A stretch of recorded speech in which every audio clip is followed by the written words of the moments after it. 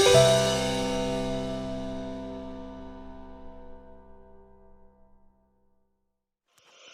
8. But God remembered Noah and all the wild animals and the livestock that were with him in the ark. And he sent a wind over the earth, and the waters receded. Now the springs of the deep and the floodgates of the heavens had been closed, and the rain had stopped falling from the sky. The water receded steadily from the earth. At the end of 150 days, the water had gone down. And on the 17th day of the 7th month, the ark came to rest on the mountains of Ararat. The waters continued to recede until the 10th month, and on the first day of the 10th month, the tops of the mountains became visible. After 40 days, Noah opened the window he had made in the ark and sent out a raven, and it kept flying back and forth until the water had dried up from the earth. Then he sent out a dove to see if the water had receded from the surface of the ground. But the dove could find no place to set its feet, because there was water over all the surface of the earth. So it returned to Noah in the ark. He reached out his hand and took the dove and brought it back to himself in the ark. He waited 7 more days and again sent out the dove from the ark. When the dove returned to him in the evening, there in its beak was a freshly plucked olive leaf. Then Noah knew that the water had receded from the earth. He waited 7 more days and sent the dove out again, but this time it did not return to him. By the first day of the first month of Noah's 601st year, the water had dried up from the earth. Noah then removed the covering from the ark and saw that the surface of the ground was dry. By the 27th day of the 2nd month, the earth was completely dry. Then God said to Noah, "Come out of the ark, you and your wife, and your sons and their wives.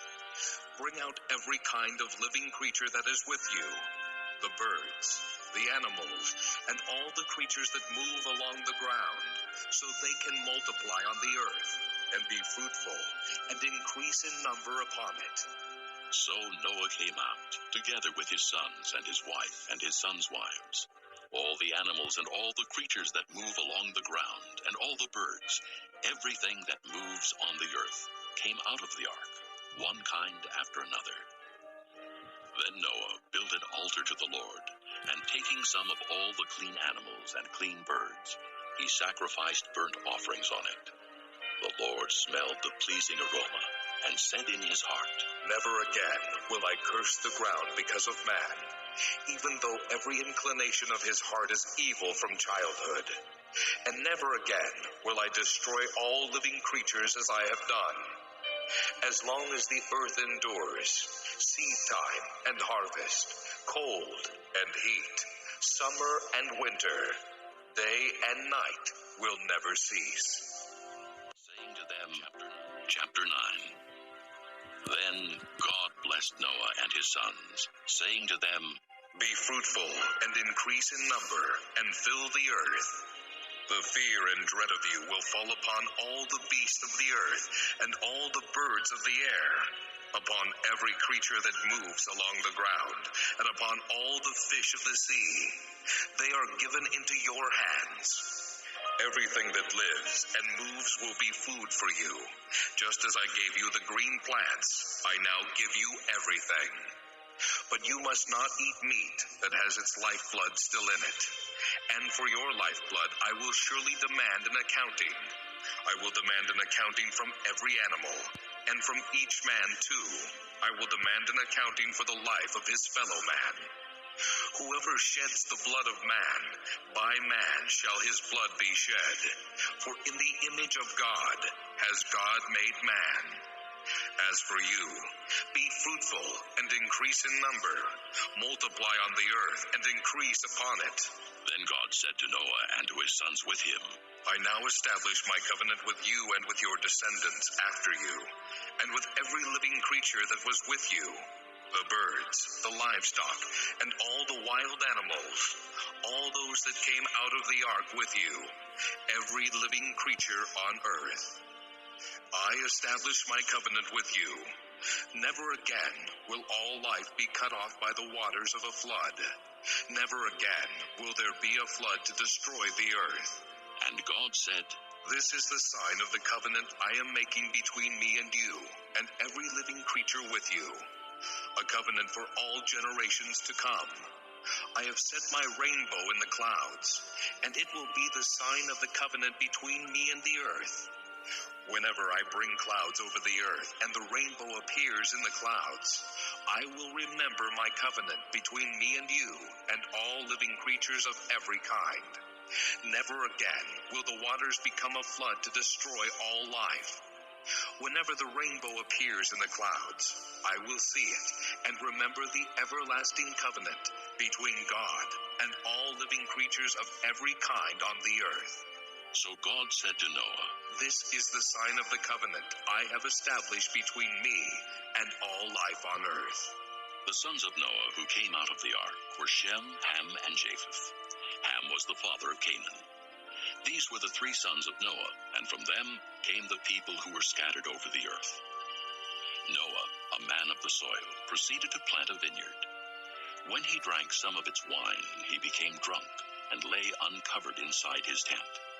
Ham, the father of Canaan, saw his father's nakedness and told his two brothers outside. But Shem and Japheth took a garment and laid it across their shoulders. Then they walked in backward and covered their father's nakedness. Their faces were turned the other way so that they would not see their father's nakedness. When Noah awoke from his wine and found out what his youngest son had done to him, he said, "Cursed be Canaan. The lowest of slaves will he be to his brothers." He also said, "Blessed be the Lord, the God of Shem. May Canaan be the slave of Shem. May God extend the territory of Japheth. May Japheth live in the tents of Shem. And may Canaan be his slave." After the flood, Noah lived 350 years.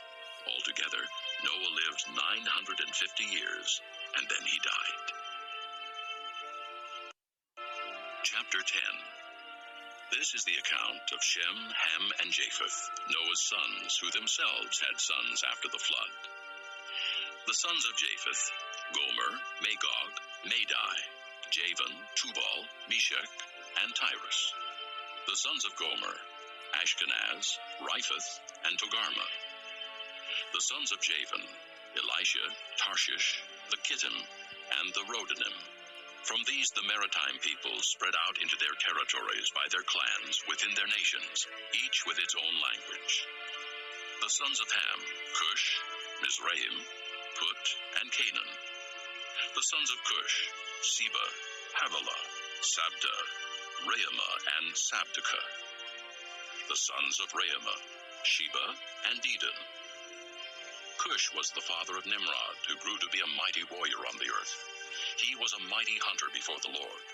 That is why it is said, "Like Nimrod, a mighty hunter before the Lord." The first centers of his kingdom were Babylon, Erech, Akkad, and Calneh in Shinar. From that land he went to Assyria, where he built Nineveh, Rehoboth-ir, Calah, and Resen, which is between Nineveh and Calah. That is the great city. Mizraim was the father of the Ludites, Anamites, Lehabites, Naphthites, Puthrusites, Cathluhites, from whom the Philistines came, and Caphtorites.